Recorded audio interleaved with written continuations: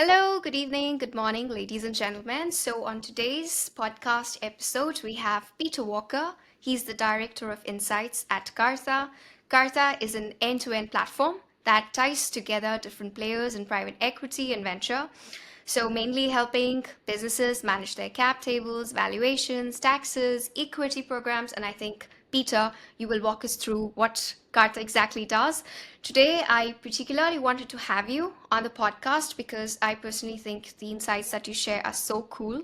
I've been following you for a while now, and I think there's one thing to read through the articles and try to understand the trends, but I think it can make it a lot of fun if you have somebody that can weave a story around those different data insights and you can connect the dots. So, Mm. Peter, big fan of yours. And I think you have a huge following. So, many people are actually gaining a lot from your insights. You're doing great.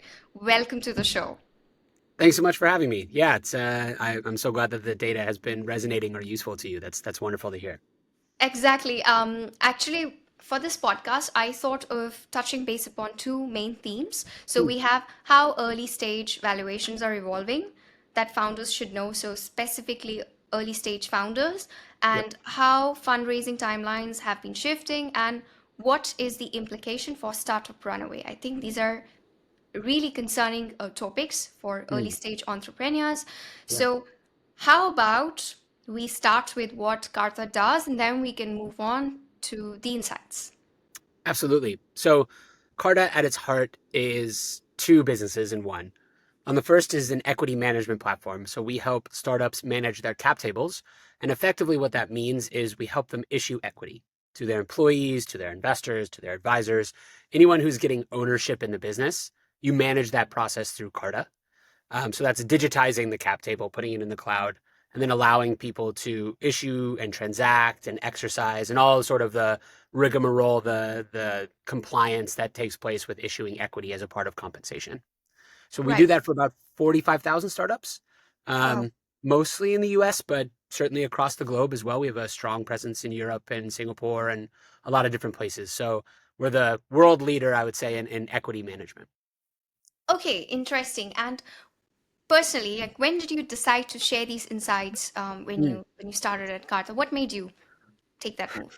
So I actually came into Carta 3.5 years ago or so with the express job description of putting out these kinds of insights. So I had been doing something sort of similar for a couple smaller startups, and then when COVID hit, I was involved in some public health efforts that were around data and data literacy and analysis, and it just kind of seemed to me to be more obvious that a lot of B2B companies, Carta is a great example, but there are many others, have these wonderful data assets that you can tell stories from.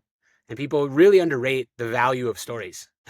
Even when you have the data, if you're not presenting it in the right way, if you're not talking about it in the right way, it can kind of just gloss over people's eyes and you just kind of look at it and throw it to one side. But the storytelling, really bringing people in and seeing what's changing in a market, what should they know that they don't know, how can they arm themselves with information so the next time they go in to talk to that venture capitalist, they feel really confident.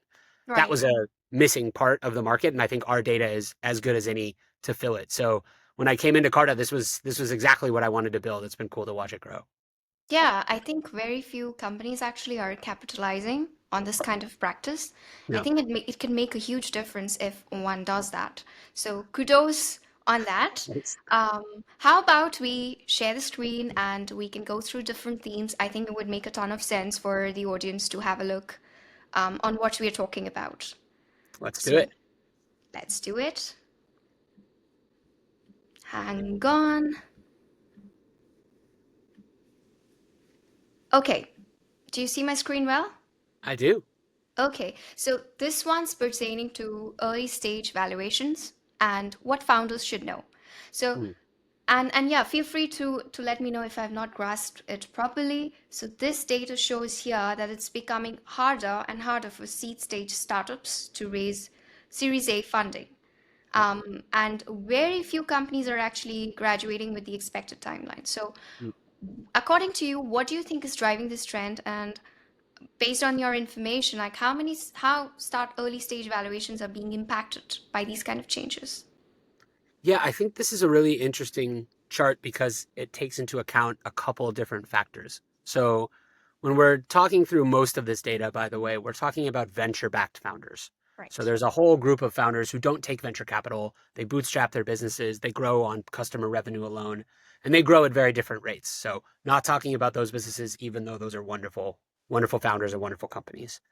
When we're talking about venture capital, the I think one of the underrated things that founders don't really realize until they start taking venture capital is that it comes with some really significant expectations.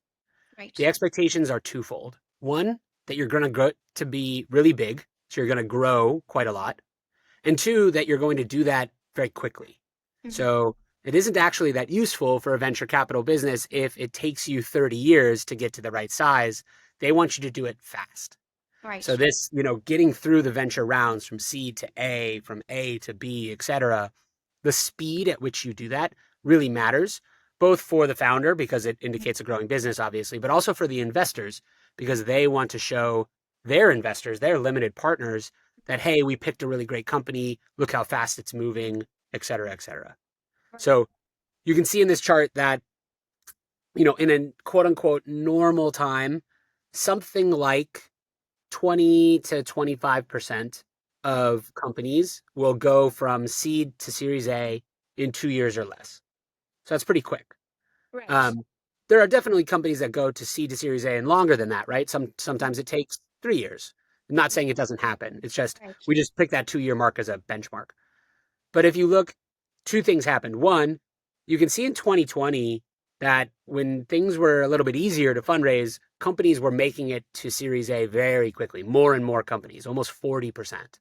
Wow. Now it's more like 15% in 2 years.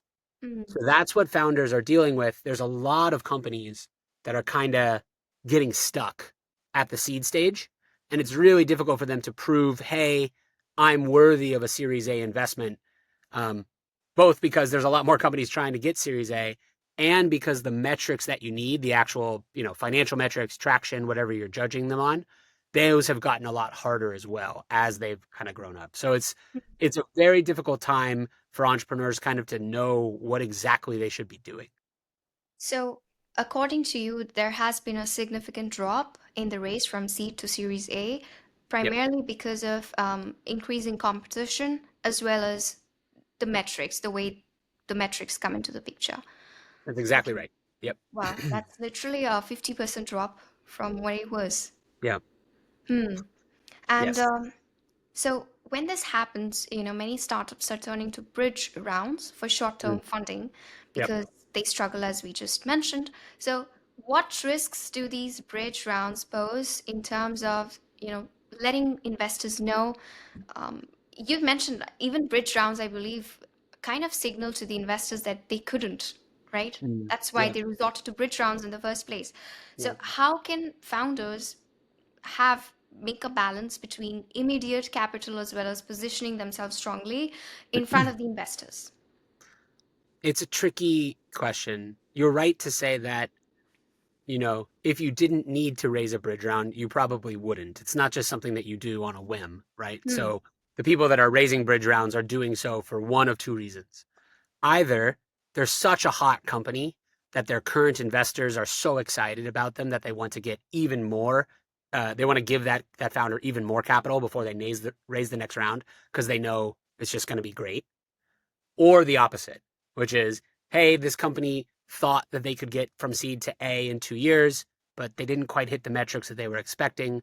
So they're going to need a little bit more capital in order to get more time to make those metrics better. Hmm. And in that second case, the bridge round, we would call it an extension. There is some signaling risk here in venture capital. So venture is a weird part of the finance world. It's very sort of relationship based, and there's a lot of signal based on who's investing and how much they're investing. So for instance, if you're a company and you raised a seed round, Right. if you need a bridge round, the most likely person to give you that bridge round are your original seed stage investors, the people that Hmm. are already on your cap table. And if they're not willing to do that, it's kind of a signal to the rest of the world because they have more information on you than everybody else that, Right. hey, maybe this isn't the right company. And so because this world is so opaque and it's very difficult to know, it's not like public companies where you can just go and read their financials. A lot of people rely on signals from other investors to make sense of whether or not this is a good or bad bet. I'm not saying it Hmm. should work that way, but it kind of does a lot of the time. So bridge rounds are something that founders should definitely try to avoid unless they absolutely have to. But Right. of course, the number one job of the founder is to have enough cash to stay alive. So if you need it, you should probably take it. So one of the things to consider that is if you are looking into bridge rounds and if you are seeking other venture capitalists for this, it Mm. might signal to others in the same pool that why isn't the same VC helping you in the first place? Yeah, it's actually a problem that we've seen. So this concept of signaling risk kind of comes into play as well when you take money from, a really, really big venture firm. So Right. imagine you're a seed stage company and you get a term sheet from Andreessen Horowitz or Sequoia, one of these really big, well-known firms. Everyone's very excited. And that's a great thing. But it comes a little bit with a double-edged sword. There is a downside to it, which is now that firm, because they're A16Z or Sequoia, everyone knows they have the capital to just keep investing in you if they really like you. They could do your Series A, they could do your Series B, they have more than enough money. So if they don't, if they invest in your seed round and then are not willing to do your Series A, again, that might look like, hey, why is Andreessen not doing that for this company that they're already invested into? Whereas if you had taken a check from a smaller firm, there would be no expectation that that firm could continue to lead the later stage rounds because they just don't have the money. So everyone would be like, okay, that's fine. There's a little bit of that signaling risk going on. And so early stage founders have to be, I wouldn't say don't take money from big funds. I think that's totally fine. Just know that it does introduce different kind of considerations down the road. Absolutely. That's a nice insider. Okay, so based on your experience, have companies faced an issue when they've raised funds from these big VC firms and eventually not had help in They further what they happened? definitely have. They definitely have. And it's not a I don't really think it's a reflection of the VC firms, a problem with the big VC funds. You know, it's venture capital. So you go in with the expectation that basically 9 out of 10 of these companies are not going to work out because they're very risky. They're Mm. trying something completely new most of the time. And the most likely outcome is that they're going to shut down at some point. So if you invest in a seed stage and it's just not going well, that was going to happen for a lot of your investments. So it's actually not that surprising to these investors. Hey, I took a bet on this company, it didn't work out. That's sort of what venture capital is for. Like try to take risky bets. Right. But it may feel if you're the founder of that company that you're not getting the support that you wanted. So Hmm. it's really, again, it comes down to this choosing the right investor for you. I know some founders are probably listening to this and saying, well, I have to take this check. This is the only check that I have offered to me. And that's Yeah. totally fair. If you have one term sheet and you need the money, well, that's your investor then. But if there's any way to get other investors interested, picking from amongst investors and finding the one that really fits you, that really seems as though they're invested in you for the long term is really crucial. I absolutely agree with you. Absolutely agree. So, okay, I think the next graph is connected to the first one, so let's Mm, move on. yep. In this post you had mentioned, and that caught my attention, you mentioned that recently you see that seed stage valuations do not really seem to reflect investor sentiment. They seem to Yep. reflect their sentiment because you can't really grasp the patterns. There's no pattern per se. So Yeah. you evidently jump to the conclusion that they are based on sentiments. So and appeal. So, with fewer startups making the leap from seed to Series A, um, what are your thoughts about it? Why are investors becoming more selective? Yeah, it's really interesting. I think this chart shows a couple things that are maybe counterintuitive for a lot of founders.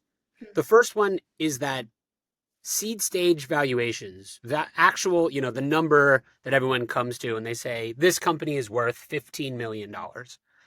They don't really mean that much. You know, is that company? So, for instance, if your company was really worth $15 million and that's what the investors thought it would be worth, then they wouldn't invest.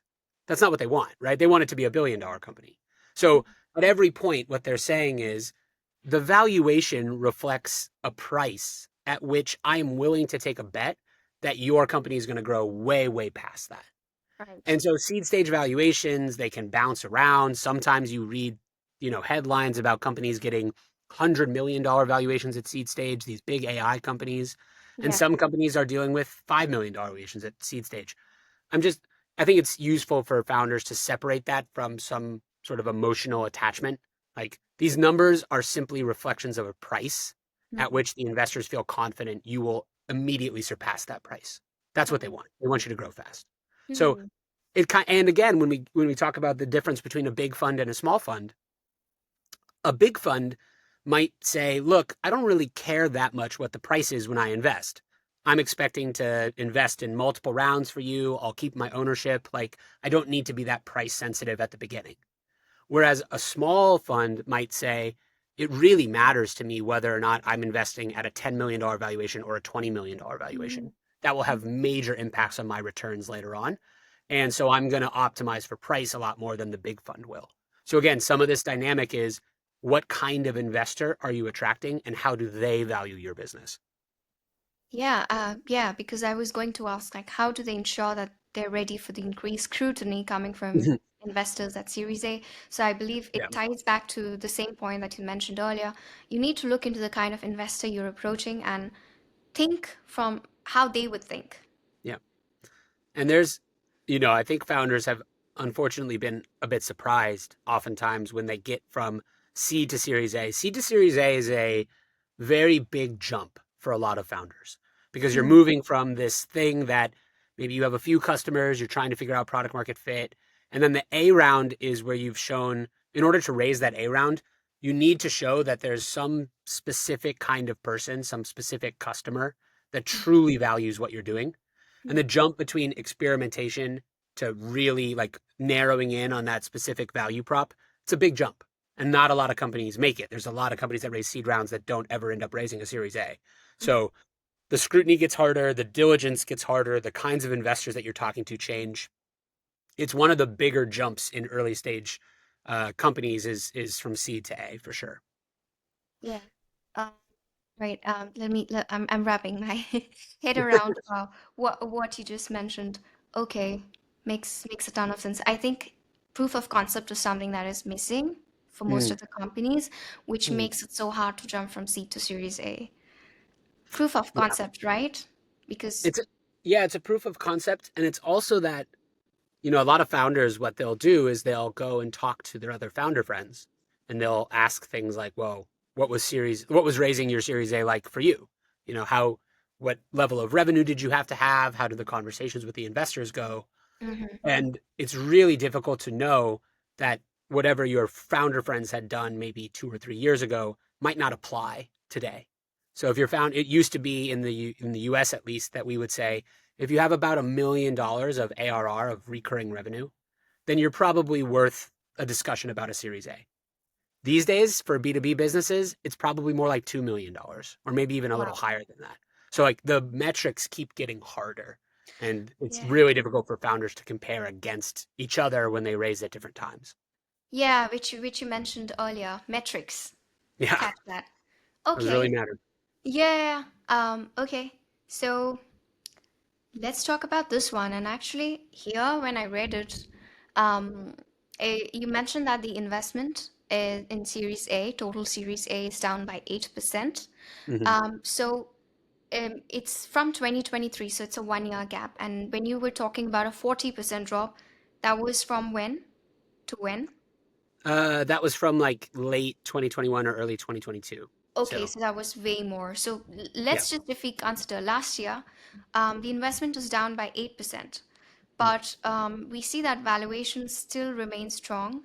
And with a median pre-money valuation of 43 million Yep. and post-money valuation of 53 million, how I would want from you to see how what the comparison looks like. How does it make sense? And what should founders keep in mind when they're setting realistic valuation? Again, we're talking about valuations, Yeah. setting realistic valuations and preparing for tougher conversations with investors. So, in this graphic specifically, I think one of the key takeaways is that in the midst of a downturn. So we all kind of invested a ton of money. Venture capitalists went a little bit crazy in 2021 and early 2022. A lot of companies were funded, and many of those companies probably won't make it. So Right. there was a bubble in funding. And so today we're dealing with a little bit of a hangover from that bubble. There's less funding than there Mm, was in that boom time. But we've had two sort of weird trends at the same time. The first is AI. So there's a really significant hype and interest from a lot of venture capitalists, at least here in the States, around AI companies. And right. so it kind of feels like the rest of the market is in a downturn and AI is in this bubble where everything is kind of like 2021. All the valuations are really high, everything's moving very quickly. So it's weird to have that happening at the exact same time as a downturn for a lot of other companies. And Mm, then to the metrics that you mentioned, median pre-money of 43 million, and then you add about 10 million or so that's raised in the round. So that's how you get to the post money of 53 million. Those are really pretty robust valuations historically. And that's weird for founders to get their head around. They're like, fundraising is down overall, but the companies that are actually managing to raise are doing so at very healthy valuations. And exactly. I think what's happening is there's this sort of hollowing out of the middle of the market. And what I Mm, mean by that is if you are a company and you have a really interesting technology and a lot of investors are excited about it, it's pretty easy still these days to raise at significant valuations. The mm, competitive rounds are still very competitive. What's happened is that the less competitive rounds, a lot of them just aren't happening anymore. Instead of venture capitalists taking a bet on something that they think is you know, not a great outcome, they're just simply not investing in those companies anymore. Now, whether or not those are the best companies or the worst companies, I think that's some moral or subjective, but it's just true that fewer rounds are happening, but the ones that are happening are pretty competitive, even so. yeah, actually, I watched one of your podcasts, Mm, and I remember there was a conversation about AI mm-hmm. startups, Yep. and the conclusion was that mostly if these AI startups have some kind of application to other softwares, those kind of AI startups do catch the attention because there's some kind of application going on when you can connect. I'm not sure if I'm explaining it very well, but do you have any context to that conversation? Yeah, I think, everyone, AI is this cool industry that's obviously been around for a long time, but everyone got very excited about it when ChatGPT came on the scene in late 2022. So it really hasn't been that long where a lot of investors have focused on AI as closely as they do today. Hmm. And at the beginning, what that meant was investors were kind of not as discerning. They weren't able to distinguish between a good AI company and a bad AI company, what we call sometimes like infrastructure AI or application layer AI. They just kind of all threw them in the same bucket and they said, oh, you're building an AI startup. Ah, Here's a big valuation. That is no longer the case. Like investors have gotten a lot more savvy about are you an AI startup because you call, OpenAI a couple times a quarter? Or are you building AI, a business that relies on AI in a very fundamental way and wouldn't be possible without the new advances in the technology? And hmm. those two kinds of companies are getting different valuations. Now, I'll say this I don't know which of those two things is going to actually prove to be the most valuable later on. You know, if you really think about it, there's a ton of companies out there that are working on the same technology. And the reason that they work is because they have a great customer insight, distribution, et cetera. So you can build something that just calls OpenAI and build a wonderful business. I'm sure of it. We just don't know which of these AI companies are really going to shake out as the best ones later on. Yeah, yeah, yeah. Totally. Good to know that the jargons. I wasn't aware you have infrastructure and application based Yep. when you tend to classify. How are other industries being impacted by these valuations? Cybersecurity, I see, is also seeing an increased focus. So, how are these industries influencing valuations, and Mm, what should founders in other sectors take away from the attention AI is getting? Let's say, what are the takeaways from AI per se or cybersecurity per se based on the graph that they yeah. could receive in terms of takeaways? I think sometimes it's a little bit frustrating, I'm sure, for founders to look at charts like this and say, well, it doesn't look like investors are that interested in my industry, right? And then you can kind of feel a tug. You're like, how can I make my company have an AI story? or a different kind of thing? How can I change the viewpoint so that investors are more excited about it?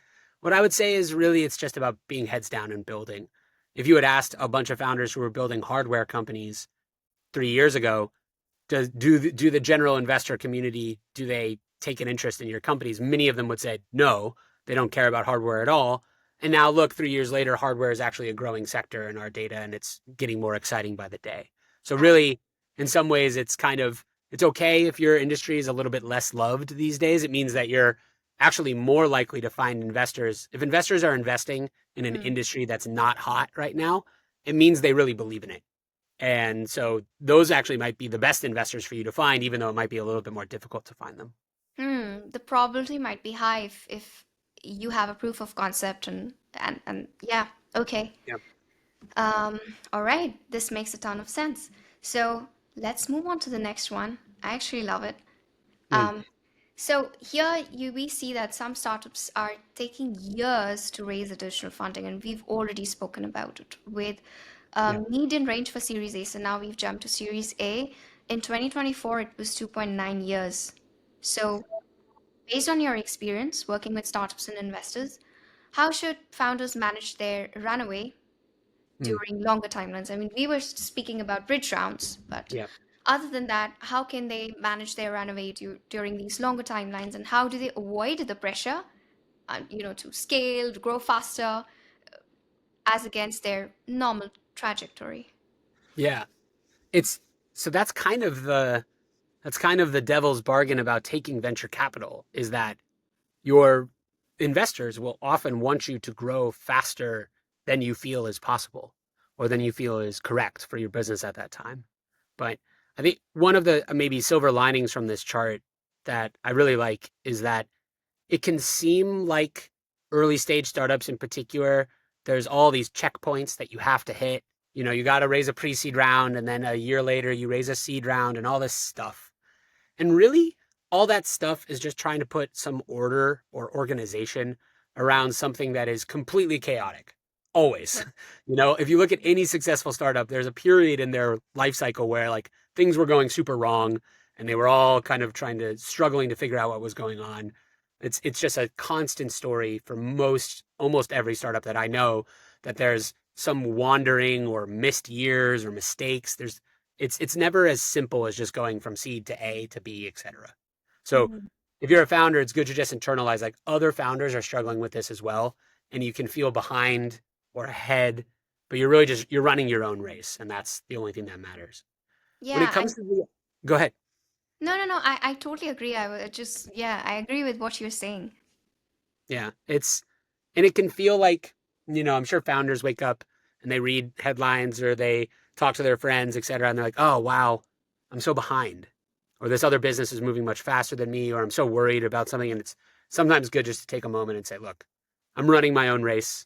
I'm building a fantastic business, but sometimes it takes longer than I expected, and that's okay.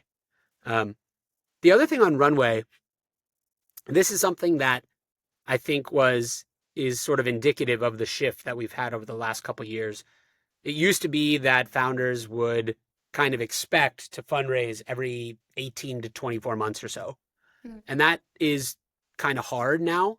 So it's definitely the case that founders have tried to um, make themselves a little bit more capital efficient so that they can make the money last a little longer if they need to.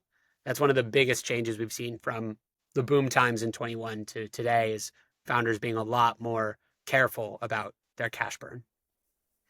Right. Um, and in that, if we were to talk about it, we see that here in the graph, Mm, it's 4% companies raising Series B. So fine. I do catch that, they need to work on their own pace. And yeah. I know that when you look at this data as a founder, you've had this rush of anxiety. But am I lagging behind? Yeah. But let's say that they make it through Series A. What about Series B? Only 4% of companies are raising Series B. In 2020, this is as of 2023, I believe. Yeah. So, They Look, it's probably going to take you, if we just start from the macro context, which is companies are just staying private a lot longer. So if you look back to when things like Facebook or the companies were founded, it Mm, was pretty common. It was fewer companies at that point, but it was pretty common to go public after 7 years or 8 years. So you grow up as a private company and then you go public on the New York Stock Exchange or the Nasdaq. That just isn't happening these days. Some of the best private companies have been in existence for 10 or 12 or even 14 years. So if you're planning on staying private for a lot longer, then a lot of these timelines shift and you're going to raise capital at significant chunks along the way. And you can see that with the Series B, 4.5 years is the median amount of time from the start of the company to the Series B. That's a long time. 4.5, almost 5 years. That's a whole, that's like what we used to think would be half of your company journey. And that only takes you to Series B these days. So there's just a lot, it's just taking a lot longer. and again, it's because of the same two reasons that you mentioned earlier, the competition and the metrics, Yeah. as well as, again, there are some subjective factors as well, like who you seek for investment, how they perceive it, and then, it's like a ripple effect based Yeah. on your first investor. So I believe then the takeaway is just be fine with the momentum. Just focus on the momentum. If it's Yeah. slow, it's fine. Um, as long as you're not burning cash and making enough cash flow to sustain in the long term. Yeah.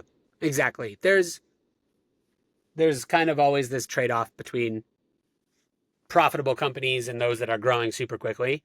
Um, and I think sometimes people paint this as a very black and white trade off. You're either profitable or you can grow very quickly.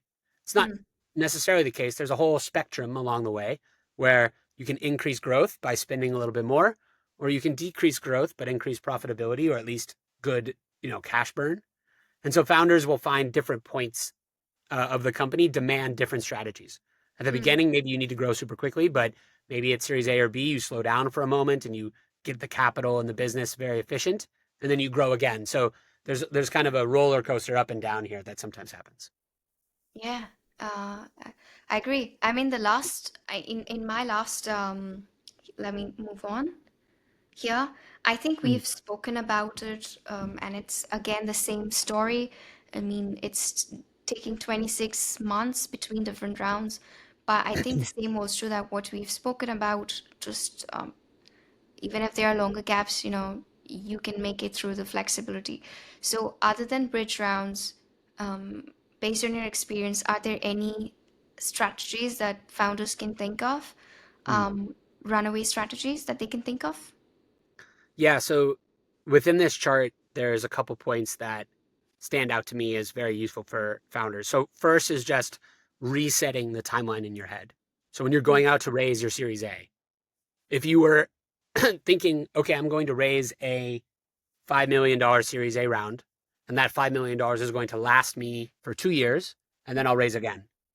You need to plan as though that needs to last you 3 years. So you need to have buffer times in the plan in case something goes wrong, because it's early stage startups. A lot of things go wrong all the time. The second is that the biggest thing that founders have done in order to change the spend of their businesses is they've actually just started hiring fewer people. So usually the biggest cost for any startup is their payroll, and they just aren't hiring as many people as they used to. And that's because they want to be capital efficient.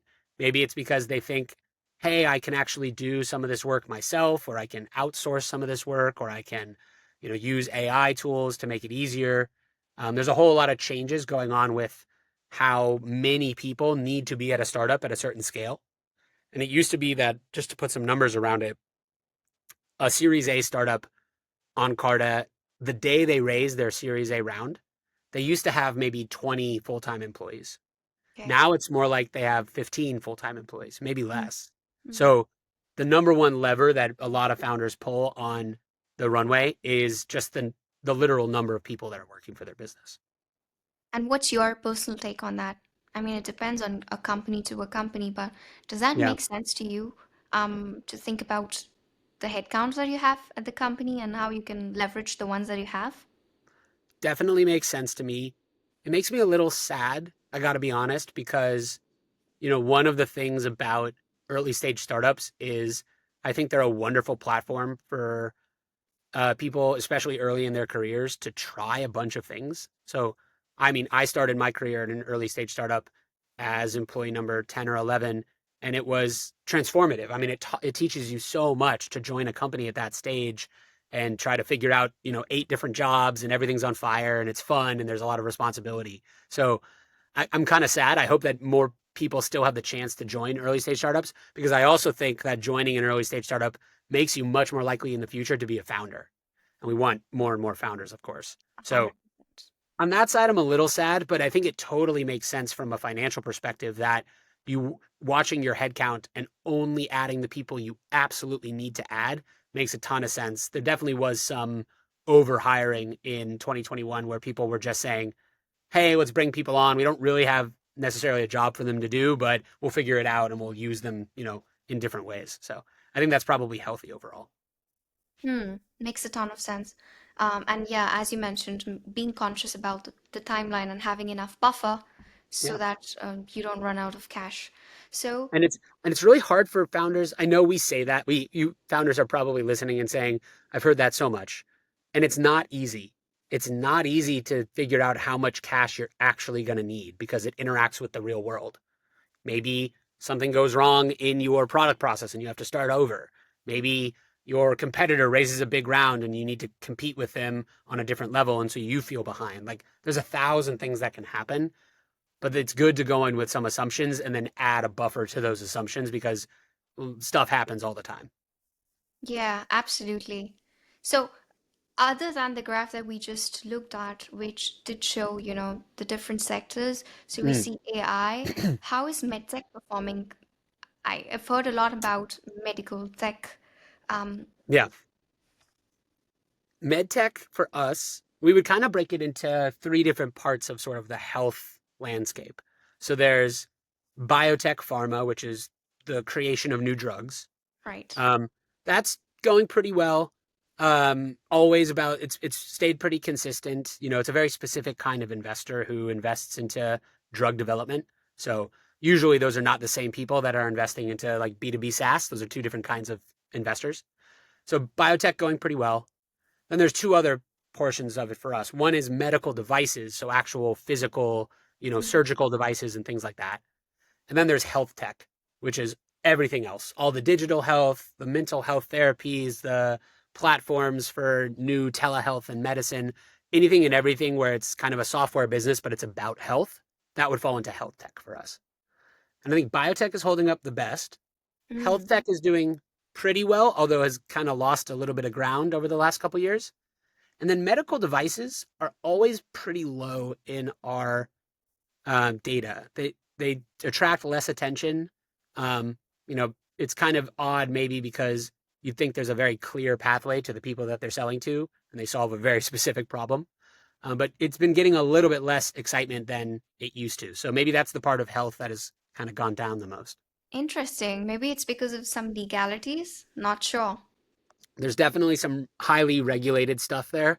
So if Hmm. you're using a new device in a medical procedure, for instance, you have to jump through a lot of hoops before that advice or that device becomes used. So that's definitely a part of it.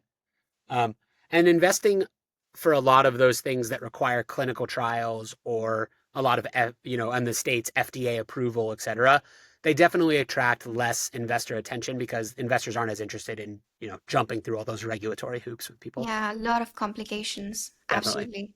Yep. Yep. Okay, this was extremely insightful. Based on like everything that we've covered, is there some underlying conclusion that we can think about tying all the dots together? I think you're the best person to give a picture here. Hmm. I think I think it's very easy for founders to look at all of this data and kind of feel depressed by it and say, "Wow, I kind of missed out on the boom times and now I'm building in this very difficult environment."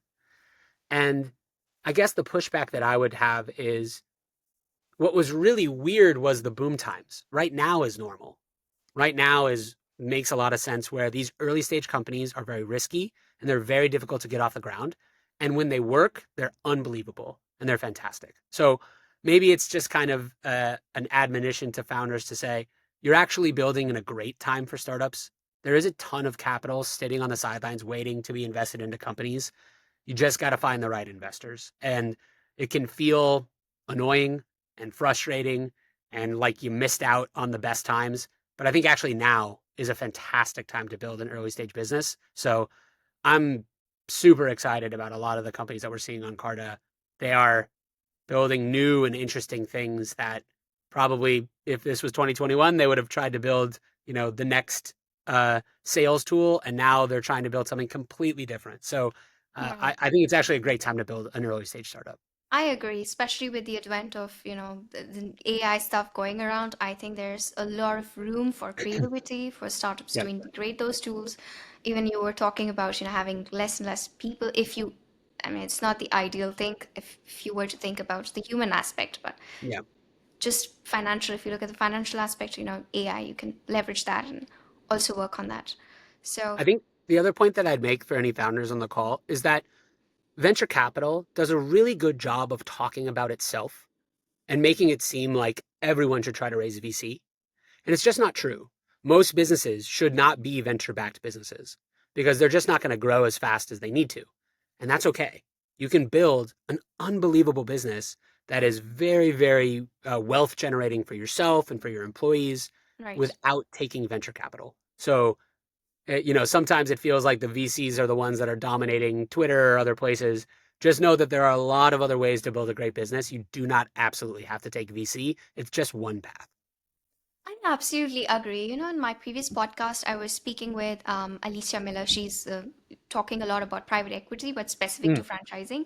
And yeah, she did mention, even in every sector, there's this ideology that you need to have that. I think this is just a word around, if you have that name behind your venture, yeah, you will boom. But that's not true. You can always seek other ways to raise funds, yeah, bootstrap your company, and at the end of the day, it's very subjective. You need to see what suits you most.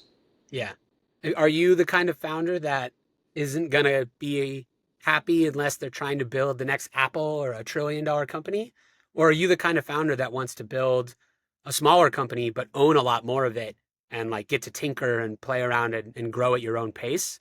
Two different kinds of businesses.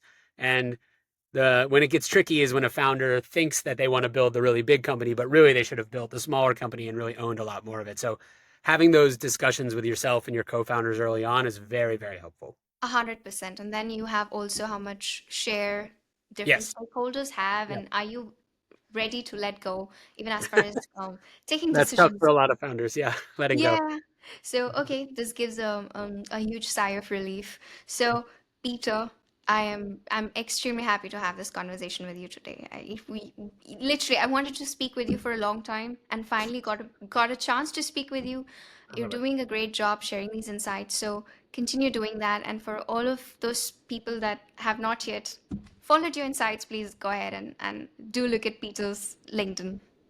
Yeah. Thanks so much for having me. You can find me on LinkedIn, as you mentioned, or if you want the full download of all the data that we have at Carta, you just go to carta.com/data, and that's where we keep all of it. Absolutely. Cheers, Peter. Cheers. Thanks so much.